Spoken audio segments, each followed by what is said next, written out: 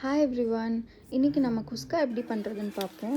So first 1 tablespoon of ghee எடுத்துக்கோங்க. அப்புறம் 2 to 3 table spoon of கடலெண்ணெய் ஊற்றிக்கலாம். ஸோ ஒரு பட்டை, 2 கிராம்பு, கொஞ்சமாக சோம்பு போட்டுக்கலாம். அது கொஞ்சம் ஃப்ரை ஆனதுக்கப்புறமா ஒரு மீடியம் சைஸ் ஆனியன் வந்து நான் கட் பண்ணி வச்சுருக்கேன். ஸோ அதை ஆட் பண்ணிக்கலாம். இது நல்லா கோல்டன் ப்ரௌன் வர நல்லா ஃப்ரை பண்ணிக்கோங்க. அதுக்கப்புறம் 1 டொமேட்டோ வந்துட்டு ஆட் பண்ணிக்கலாம், அதுவும் மீடியம் சைஸ். ஸோ இதெல்லாம் ஃப்ரை பண்ணிவிட்டு கொஞ்சமாக சால்ட் போட்டுக்கலாம். ஸோ தட் நல்லா ஃப்ரை ஆகும். ஸோ இதுக்கப்புறமா நான் ஒரு க்ரீன் பேஸ்ட் வந்து நான் ரெடி பண்ணி வச்சுருக்கேன். அதில் வந்து 2 க்ரீன் சில்லிஸ், கொஞ்சம் புதினா, அதுக்கப்புறம் இஞ்சி பூண்டு பேஸ்ட்டு. ஸோ இது நல்லா பச்சை வாசனை போகிற வரை ஃப்ரை பண்ணிக்கோங்க. அதுக்கப்புறமா கொஞ்சமாக வந்துட்டு சில்லி பவுடர் ஆட் பண்ணிக்கலாம். அதுக்கப்புறம் வந்துட்டு நான் கருணாநிதி கறி மசாலா வந்துட்டு நான் யூஸ் பண்ணுறேன். ஸோ இது வந்து உங்களுக்கு எல்லா கடையிலையுமே வந்துட்டு கிடைக்கும். ஸோ மசாலாஸ் வந்துட்டு மொத்தமாக வந்துட்டு இவ்வளோ தான். ஸோ இது நல்லா நீங்கள் வந்துட்டு ஃப்ரை பண்ணிக்கோங்க. அதில் வந்து எண்ணெய் பிரிஞ்சு வரும். ஸோ அந்த டைமில் வந்துட்டு கோகோனட் மில்க் வந்து நான் எடுத்து வச்சுருக்கேன். ஸோ அது வந்துட்டு இப்போ ஃபார் 1 கிளாஸ் ஆஃப் ரைஸ்க்கு வந்துட்டு 2 கிளாஸ் ஆஃப் வாட்டர். ஸோ அதில் வந்துட்டு நான் கோகோனட் மில்க்கை வந்துட்டு நான் ஆட் பண்ணிக்கிறேன்.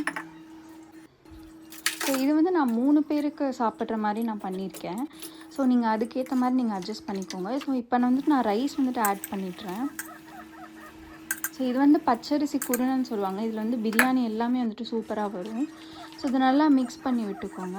இந்த டைமில் வந்துட்டு சால்ட் செக் பண்ணிக்கோங்க. கொஞ்சம் கம்மியாக இருந்தால் இந்த டைமில் நீங்கள் வந்து ஆட் பண்ணிக்கலாம்.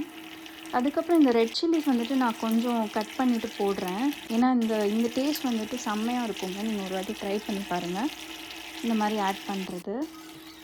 ஸோ இப்போ வந்துட்டு நம்ம மூடி வச்சுக்கலாம். ஸோ இது வந்துட்டு நீங்கள் விசில் படணும்னு தேவையே இல்லை. ஸோ 5 மினிட்ஸில் டம் போட்டு எடுத்துடலாம். ஸோ தட் இந்த மாதிரி உங்களுக்கு நல்லா உதிரியாக வந்துட்டு வந்துடும். ஸோ விசில் போடணுன்னே இல்லைங்க. ஸோ 5 மினிட்ஸ் வந்துட்டு மூடி வச்சாலே போதும்.